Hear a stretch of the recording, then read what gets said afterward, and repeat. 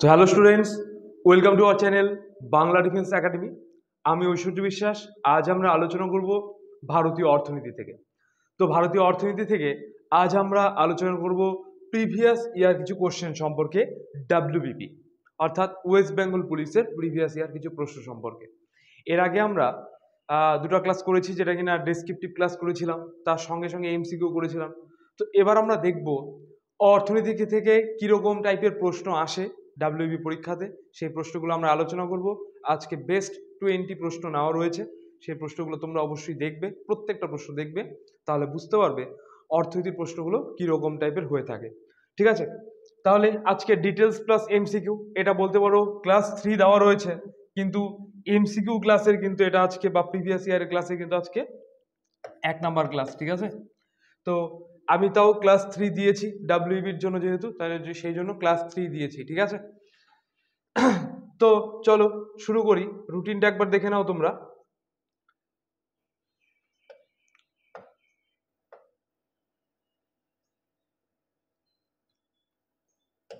দেখো, আমার ক্লাস প্রত্যেক বৃহস্পতিবার দিন সকাল 9টায় অর্থনীতি থাকে, মানে আজ এখন ঠিক সকাল 9টা, আর এখন কিন্তু অর্থনীতির ক্লাস। ঠিক আছে, আর শুক্রবার সকাল 9টায় পলিটির ক্লাস। এই দুটো ক্লাস আমার পরপর থাকে, সকাল 9টায় ক্লাস শুরু হয়। আর এর পাশাপাশি কিন্তু কারেন্ট অ্যাফেয়ার্সের ক্লাসও নেওয়া হয়। কারেন্ট অ্যাফেয়ার্সটা সপ্তাহে একদিন করে করানো হয়, আর মাসের শেষেও কিন্তু তোমরা কারেন্ট অ্যাফেয়ার্স অলরেডি পেয়েই যাবে। আর এমনিতেও তোমরা ডাব্লিউবি পরীক্ষার আগে একটা পুরোপুরি ভিডিওর মাধ্যমে পুরোপুরি সমস্ত কিছু কমপ্লিট করানো হবে। ম্যারাথন একটা কারেন্ট অ্যাফেয়ার্সের ক্লাস কিন্তু করানো হবে। ঠিক আছে, এই হলো আমার অর্থনীতি ক্লাসটা, বলছি আমি বৃহস্পতিবার দিন 9টা, আর হলো পলিটি হলো শুক্রবার 9টার দিকে। তাহলে বাকি স্যারদের যে ক্লাসগুলো আছে তোমরা অবশ্যই সেই ক্লাসগুলো রুটিন অনুযায়ী করো। ঠিক আছে, তোমরা অবশ্যই তা উপকার পাবে। আমাদের দেখবে প্রত্যেক দিন কিন্তু ক্লাস রয়েছে। ঠিক আছে, প্রত্যেক দিন ক্লাস রয়েছে, এমনকি প্রত্যেকটা সাবজেক্টের ক্লাস রয়েছে। সঙ্গে ডাব্লিউবির পাশাপাশি কিন্তু এসএসসি জিডিরও ক্লাস চলছে, তার রুটিন যদিও আলাদা। এই দিনগুলোর বাইরে এসএসসি জিডির ক্লাসের রুটিন কিন্তু দেওয়া রয়েছে তোমাদের। দেখো, প্রথম প্রশ্ন, ভারতবর্ষের টাকা কড়ি সংক্রান্ত নীতি নির্ধারণ করে। অর্থাৎ ভারতবর্ষে যে টাকা কড়ি অর্থাৎ টাকা পয়সা, সেই টাকা পয়সা সংক্রান্ত নীতি নির্ধারণ করে, সমস্ত কন্ট্রোল করে কে করেন? ভারত সরকার, ভারতীয় রিজার্ভ ব্যাংক, ভারতীয় স্টেট ব্যাংক, আর অপশন ডি উপরে কোনোটিই নয়। তাহলে এটা কিন্তু অ্যান্সার হয়ে যাবে, ভারতবর্ষের টাকা কড়ি সংক্রান্ত নীতি নির্ধারণ করে থাকেন অপশন বি, ভারতীয় রিজার্ভ ব্যাংক অর্থাৎ RBI, reserve bank of India. স্থাপিত হয় 1 এপ্রিল 1935 সালে। Very very important. Reserve bank কত সালে স্থাপিত হয়? জাতীয়করণ করা হয় 1 জানুয়ারি বা 1 জানুয়ারি 1949 সালে। গভর্নর বর্তমান শ্রী শক্তিকান্ত দাস। ঠিক আছে, তিনি কিন্তু বর্তমান গভর্নর রয়েছেন রিজার্ভ ব্যাংকের। তাহলে প্রশ্ন ছিল ভারতবর্ষের টাকা কড়ি সংক্রান্ত নীতি নির্ধারণ করেন কে? উত্তর পেয়ে গেলাম আমরা, ভারতীয় রিজার্ভ ব্যাংক বা আরবিআই। এবার এক্সট্রা পয়েন্ট দেখো কতটা গুরুত্বপূর্ণ। রিজার্ভ ব্যাংক কত সালে স্থাপিত হয়, কত সালে জাতীয়করণ করা হয়, বর্তমান গভর্নর কে রয়েছেন। ঠিক আছে, নেক্সট দেখো,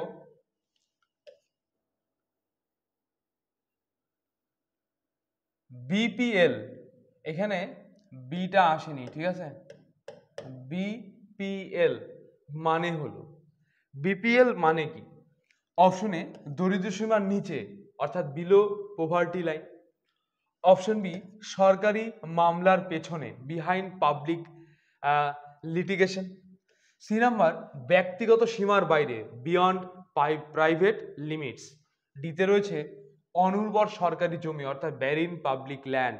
অর্থাৎ এই বিপিএল এর পুরো নাম জানতে চাওয়া হয়েছে। তাহলে এটা অ্যান্সার হয়ে যাবে অপশন এ, দরিদ্র সীমার নিচে। যে সমস্ত ব্যক্তি দরিদ্র সীমার নিচে বসবাস করে তাদের কিন্তু বিপিএল বলে, অর্থাৎ বিলো পভার্টি লাইন, অর্থাৎ তারা দরিদ্র।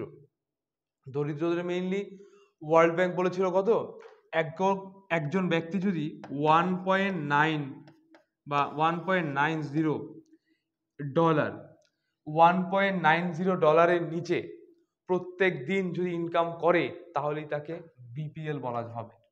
নিচে যদি ইনকাম করে তাহলে সে কিন্তু দরিদ্র সীমার নিচে, আর যদি এর উপরে বেশি ইনকাম করে তাহলে কি এপিএল। ঠিক আছে, বিপিএল আর এপিএল এর মধ্যে এটাই পার্থক্য। তো দেখো এরপর প্রথম সম্পূর্ণ ভারতীয় ব্যাংক, একদম পুরোপুরিভাবে ভারতীয় bank. Option A Canara bank, B Punjab national bank, C state bank of India, D central bank of India. তাহলে এটা অ্যান্সার হয়ে যাবে option B Punjab national bank, প্রথম সম্পূর্ণ ভারতীয় ব্যাংক তাহলে পাঞ্জাব ন্যাশনাল ব্যাংক। দেখো পাঞ্জাব ন্যাশনাল ব্যাংক অর্থাৎ পিএনবি ছিল প্রথম ভারতীয় ব্যাংক যা সম্পূর্ণরূপে ভারতীয়দের দ্বারা পরিচালিত ও মালিকানাধীন ছিল। সম্পূর্ণরূপে ভারতীয়দের দ্বারা পরিচালিত এবং মালিকানাধীন কার? ভারতীয়দেরই। এটি 1894 সালের 19শে মে লাহোরে, বর্তমান যেটা পাকিস্তানে, লালা লাজপত রায়, লালা হরিকিষান লাল এবং অন্যান্য জাতীয়তাবাদীদের দ্বারা প্রতিষ্ঠিত হয়েছিল। তাহলে প্রথম সম্পূর্ণ ভারতীয় ব্যাংক তাহলে কোনটাকে বলা যাবে? তাহলে পাঞ্জাব ন্যাশনাল ব্যাংককে, পিএনবি কে। তাহলে পিএনবি ছিল প্রথম ভারতীয় ব্যাংক যা সম্পূর্ণরূপে ভারতীয়দের দ্বারা কিন্তু পরিচালিত ও মালিকানাধীন। এটি তাহলে 1894 সালে স্থাপিত হয় 19শে মে লাহোরে, যেটা কিনা বর্তমান পাকিস্তানে। 1894 মানে কি? তখন অবিভক্ত ছিল, তাই তো? সেই সময় তৈরি হয়েছিল লাহোরে, কিন্তু বর্তমানে তো সেটা পাকিস্তানের অন্তরে আছে। আচ্ছা, তাহলে লালা লাজপত রায়, লালা হরিকিষান লাল এবং অন্যান্য জাতীয়তাবাদীদের দ্বারাই কিন্তু এটা প্রতিষ্ঠিত হয়েছিল। নেক্সট দেখো ডব্লিউটিও বা বিশ্ব বাণিজ্য সংস্থার পূর্ব নাম কি ছিল? ওয়ার্ল্ড ট্রেড অর্গানাইজেশনের পূর্ব নাম কি ছিল? এমএফএ, জিএটিটি, সি টিআরআইপিএস আর ডি জিএটিএস। তাহলে ডব্লিউটিও বা বিশ্ব বাণিজ্য সংস্থার পূর্ব নাম কি ছিল? এর অ্যান্সার হয়ে যাবে অপশন বি জিএটিটি। ডব্লিউটিও এর পুরো নাম ওয়ার্ল্ড ট্রেড অর্গানাইজেশন। সদর দপ্তর জেনেভা, সুইজারল্যান্ড, যেটা কিনা 1995 সালে স্থাপিত হয়। জিএটিটি এর পুরো নাম general agreements on tariffs and trade. এটা কি ছিল? বিশ্ব বাণিজ্য সংস্থার পূর্বের নাম ছিল জিএটিটি, অর্থাৎ general agreements on tariffs and trade. ঠিক আছে, এক্সট্রা পয়েন্ট অবশ্যই মনে রাখবে। তোমরা পারলে প্রশ্নগুলোকে প্রত্যেকটা স্লাইডকে দেখো, আমি একটু সাইডে দাঁড়াই সব সময়, তো প্রত্যেকটা স্লাইডকে তোমরা কিন্তু চাইলে একটা করে স্ক্রিনশট করে রাখতে পারো। গোল্ড কলার ওয়ার্কার বলা হয় কোন বিভাগের কর্মীদের? গোল্ড কলার ওয়ার্কার, এটা তোমরা যারা আগের দিনে আমাদের ইকোনমিক্সের ডেসক্রিপটিভ ক্লাসটা করেছিলে, তোমরা এই অ্যান্সারটা কিন্তু অবশ্যই করতে পারবে। Primary sector, secondary sector, quaternary sector, নাকি অপশন ডি কুইনারি সেক্টর? এবার প্রাইমারি সেক্টরের বাংলা নাম প্রাথমিক বিভাগ, সেকেন্ডারি মানে মাধ্যমিক বিভাগ, কোয়াটারনারি মানে চতুর্থ বিভাগ, আর কুইনারি মানে 5 বিষয়ক বিভাগ। তাহলে গোল্ড কলার ওয়ার্কার কাদের বলা হয়? এর অ্যান্সার হয়ে যাবে অপশন ডি কুইনারি সেক্টর বা 5 বিষয়ক বিভাগের কর্মীদেরকে কিন্তু গোল্ড কলার ওয়ার্কার বলা হয়ে থাকে। কুইনারি সেক্টর একটি দেশের অর্থনৈতিক শাখা যেখানে সরকার, শিল্প, শিক্ষা ইত্যাদিতে উচ্চ স্তরের কর্মকর্তার উচ্চ স্তরের সিদ্ধান্ত গ্রহণ করেন। অর্থাৎ উচ্চ স্তরের যে কর্মকর্তারা রয়েছে তারা উচ্চ স্তরের সিদ্ধান্ত গ্রহণ করা যারা করে থাকেন তারাই কিন্তু এই কুইনারি সেক্টরের মধ্যে অন্তর্ভুক্ত বা কুইনারি সেক্টরের মধ্যে কিন্তু পড়ে থাকেন। ঠিক আছে, নেক্সট দেখো ভারতের বৃহত্তম ব্যাংক হওয়ার পাশাপাশি যে ব্যাংকটি পৃথিবীর 100টি শীর্ষস্থানীয় ব্যাংকের অন্যতম, সেটি হলো, ভারতের তো বৃহত্তম ব্যাংক আছেই, সঙ্গে পৃথিবীর মধ্যে 100টি যে বেস্ট 100টা ব্যাংক আছে তার মধ্যে অন্যতম। Option A reserve bank of India, B state bank of India, C central bank of India, D Punjab national bank. তাহলে এটার অ্যান্সার কিন্তু হয়ে যাবে option B state bank of India, অর্থাৎ SBI, state bank of India. ঠিক আছে, স্থাপিত হয় 1 জুলাই 1955 সালে। ম্যানেজিং ডিরেক্টর কে? রজনীশ কুমার। এটা কিন্তু ওই স্লাইডের গন্ডগোলের জন্য উপরে উঠে গেছে নামটা। ঠিক আছে, রজনীশ কুমার। নেক্সট দেখো শহরাঞ্চলের দারিদ্র দূরীকরণের জন্য কোন পরিকল্পনা গৃহীত হয়েছিল? শহরের ছেলে মেয়েদের দরিদ্রতা দূরীকরণের জন্য কোন পরিকল্পনাটা গ্রহণ করা হয়েছিল বা গৃহীত হয়েছিল? নেহেরু রোজগার যোজনা, জওহর রোজগার যোজনা, রাজীব গান্ধী রোজগার যোজনা, এই অপশন ডি হাহা রোজগার যোজনা। তাহলে এটার অ্যান্সার হয়ে যাবে অপশনে নেহেরু রোজগার যোজনা কিন্তু শহর অঞ্চলের দারিদ্র দূরীকরণের জন্য পরিকল্পনা গৃহীত হয়েছিল। 1989 সালে স্থাপিত হয়। এর উদ্দেশ্য ছিল শহরের বেকার সমস্যা সমাধান করা। অর্থাৎ এই যে নেহেরু রোজগার যোজনাটা, এটা 1989 সালে কিন্তু গ্রহণ করা হয়েছিল। ঠিক আছে, এটার মূল উদ্দেশ্য কি ছিল? কি শহরের বেকার সমস্যার সমাধান করা। নেক্সট দেখো, মানব উন্নয়ন সূচক অর্থাৎ এইচডিআই, হিউম্যান ডেভেলপমেন্ট ইন্ডেক্স প্রকাশিত হয় বিশ্ব ব্যাংকের সহায়তায়, ইউএনডিপি এর সহায়তায়, অপশন সি আন্তর্জাতিক অর্থ ভান্ডারের সহায়তায়, নাকি অপশন ডি নীতি আয়োগ, নীতি আয়োগের সহায়তায়। তাহলে এটা অ্যান্সার হয়ে যাবে অপশন বি, ইউএনডিপি এর সহায়তায় কিন্তু এই মানব উন্নয়ন সূচক অর্থাৎ এইচডিআই, হিউম্যান ডেভেলপমেন্ট ইন্ডেক্স কিন্তু প্রকাশিত হয়। মানব উন্নয়ন সূচক হলো বিশ্বের সকল দেশ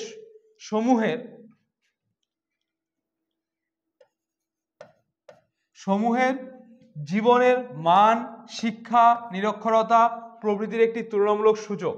অর্থাৎ প্রত্যেকটা দেশ এই যে প্যারামিটারগুলো, মান, শিক্ষার মান, জীবনের মান, শিক্ষার মান, নিরক্ষরতা, এগুলোর দিক থেকে কিন্তু তাদের মধ্যে থেকে বেস্টকে তাকে তুলে ধরা বা তার সেই দেশকে বেশি গুরুত্ব দেওয়া।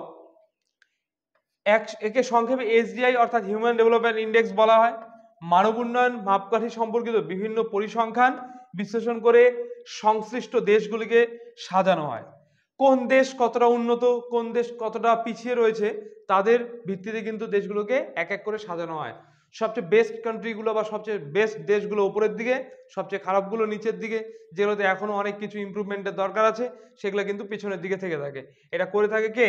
হিউম্যান ডেভেলপমেন্ট ইন্ডেক্স, ইউএনডিপি এর সহায়তায়। ঠিক আছে, নেক্সট দেখো, ভারতের এক্সাইম ব্যাংকের কাজ করে। ভারতের এক্সাইম ব্যাংকটা কি কাজ করে? ভারতের চাষিদের জন্য, অপশন বি ভারতের শিল্প শ্রমিকদের জন্য, অপশন সি ভারতের আমদানি ও রপ্তানির জন্য, নাকি অপশন ডি ভারতের সংসদ সদস্যদের জন্য। কাদের জন্য এই এক্সাইম ব্যাংকটা কাজ করে? তার অ্যান্সার কিন্তু হয়ে যাবে অপশন সি, ভারতের আমদানি ও রপ্তানির জন্য, অর্থাৎ এক্সপোর্ট ইম্পোর্ট ব্যাংক হিসেবে কিন্তু এই এক্সাইম ব্যাংকটা কিন্তু কাজ করে থাকে। পুরো নাম export import bank of India, ভারতের রপ্তানি আমদানির ব্যাংক এক্সাইম ব্যাংক। 1982 সালে কিন্তু ভারতের বৈদেশিক বাণিজ্য অর্থায়ন, সুবিধা প্রদান এবং প্রচারের উদ্দেশ্যে সংসদের একটি আইন দ্বারা প্রতিষ্ঠিত হয়েছিল। ঠিক আছে, তাহলে এক্সাইম ব্যাংকটা 1982 সালে স্থাপিত হয়। এক্সপোর্ট ইম্পোর্টের জন্যই এই ব্যাংকটাকে মেইনলি স্থাপন করা হয়। নেক্সট দেখো, মার্জিনাল ওয়ার্কার্স, প্রান্তিক শ্রমিক, তাদের বলা হয় যারা। এবার অ্যাকচুয়ালি জানতে চাইছে প্রান্তিক শ্রমিক কারা, কাদের বলা হয় প্রান্তিক শ্রমিক। অপশনে বছরে 183 দিনের কম কাজ পায়, অপশন বি বছরে 183 দিনের বেশি কাজ পায়, সি বছরে 183 দিনের কাজ পায়, নাকি অপশন ডি উপরোক্ত কোনোটাই নয়। তাহলে মার্জিনাল ওয়ার্কার কারা? যারা বছরে 183 দিনে কম কাজ পায়, যারা কাজ পায় না, যাদেরকে কি বলা যেতে পারে? বেকার, তারা কিন্তু এই মার্জিনাল ওয়ার্কার। ঠিক আছে, যে সমস্ত ব্যক্তি বছরে 183 দিনে কম কাজ পায়, এমনকি 8 ঘন্টা করেও কাজ পায় না, তারাই তাহলে মার্জিনাল ওয়ার্কার হিসেবে আছেন। ঠিক আছে, নেক্সট দেখো, নিচে উল্লেখিত করগুলির কোনটি পরোক্ষ কর যেটি কেন্দ্রীয় সরকার ধার্য করে? তো ট্যাক্স, যেহেতু ট্যাক্সের জন্য এটা ইকোনমিক্স এ নিয়ে আসা হয়েছে। অপশন এ পরিষেবা কর, বি কোম্পানি আয়কর, সি বৃত্তি কর, আর ডি কৃষি আয়কর। তাহলে অ্যান্সার হয়ে যাবে অপশন এ পরিষেবা কর। এই পরিষেবা কর কিন্তু এই পরোক্ষ কর যেটি কেন্দ্রীয় সরকার ধার্য করে। ঠিক আছে, এটা পরোক্ষ কর, অবশ্যই এটা কেন্দ্রীয় সরকার ধার্য করে থাকে। নেক্সট দেখো, অপারেশন বর্গা সর্বপ্রথম চালু করা হয়। অপারেশন বর্গা প্রথম কোথায় চালু করা হয়? কর্ণাটকে, পশ্চিমবঙ্গে, কেরালায়, অপশন ডি বিহারে। তাহলে অপারেশন বর্গা প্রথম চালু করা হয়েছিল অপশন বি পশ্চিমবঙ্গে।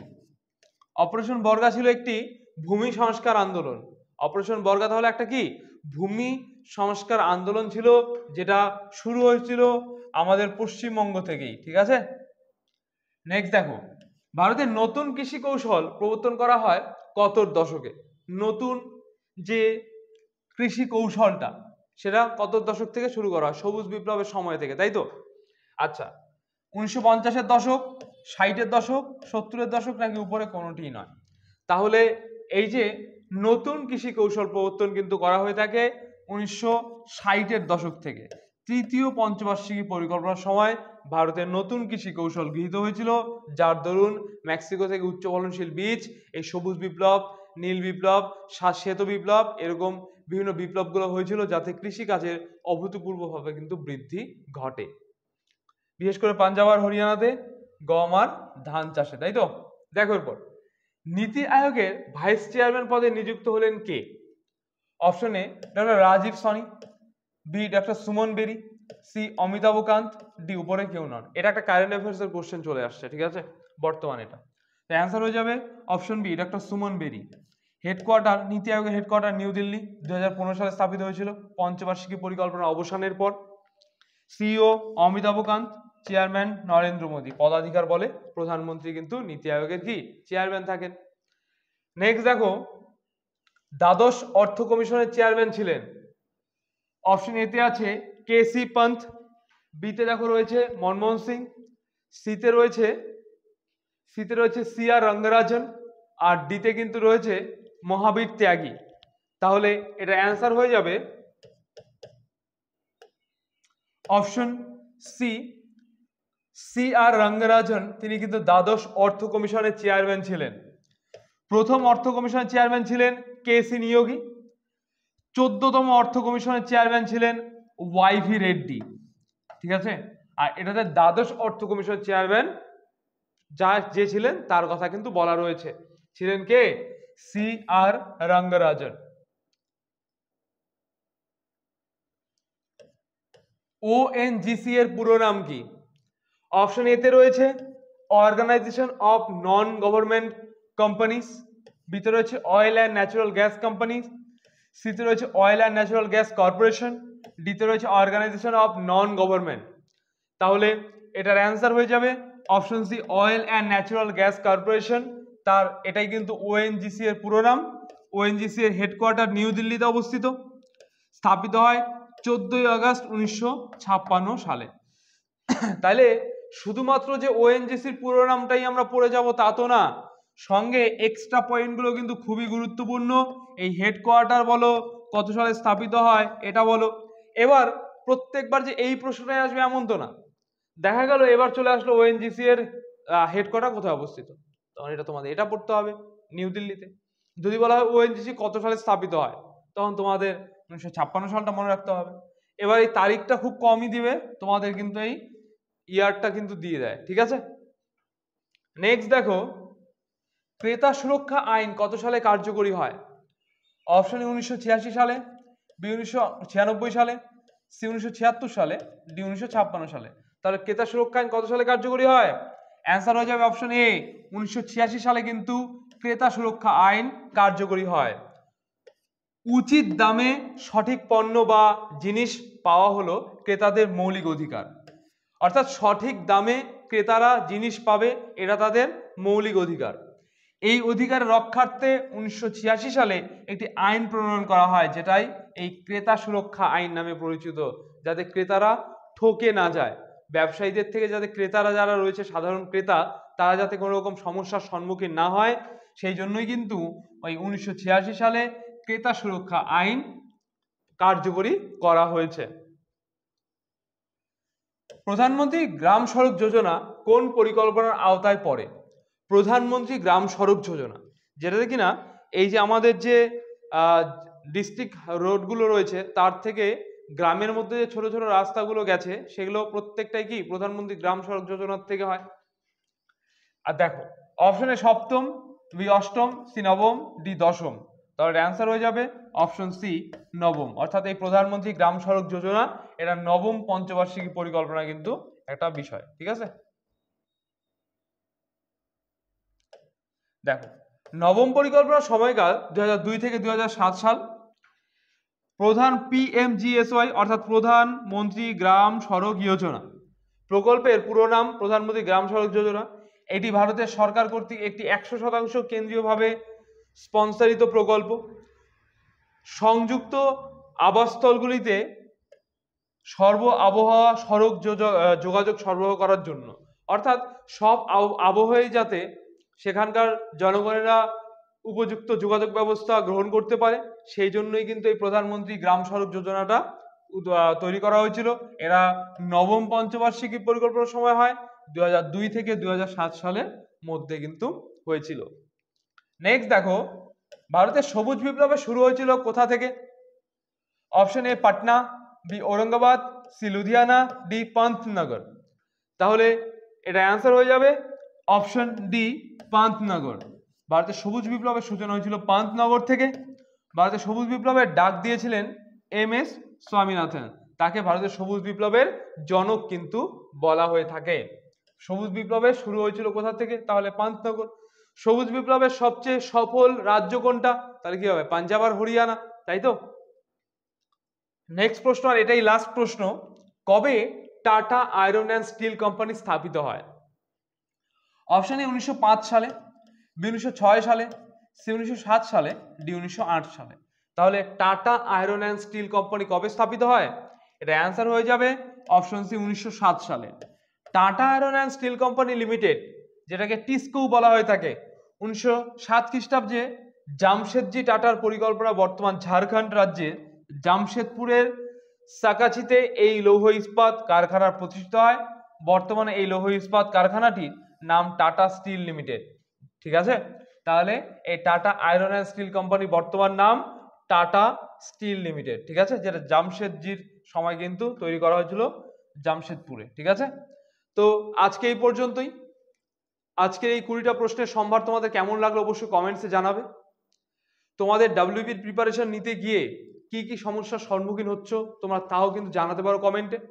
ঠিক আছে, তোমাদের সেই কমেন্ট অনুযায়ী আমরা ক্লাসের আরো দৈর্ঘ্য বলো বা ক্লাসটা তোমার কিভাবে দরকার সেভাবে তুমি যদি চাও কমেন্ট করতে পারো, আমরা অবশ্যই তাকে সলভ করে দেবো। ঠিক আছে, আর তোমাদের বন্ধু বান্ধব যারা ডাব্লিউবির প্রিপারেশন নিচ্ছে তাদের কাছে অবশ্যই ভিডিওটি পৌঁছে দেবে। আর তোমাকেও ভিডিওটি শেষ পর্যন্ত দেখার জন্য অসংখ্য ধন্যবাদ। দেখা হচ্ছে আগামী নতুন কোনো ভিডিওতে।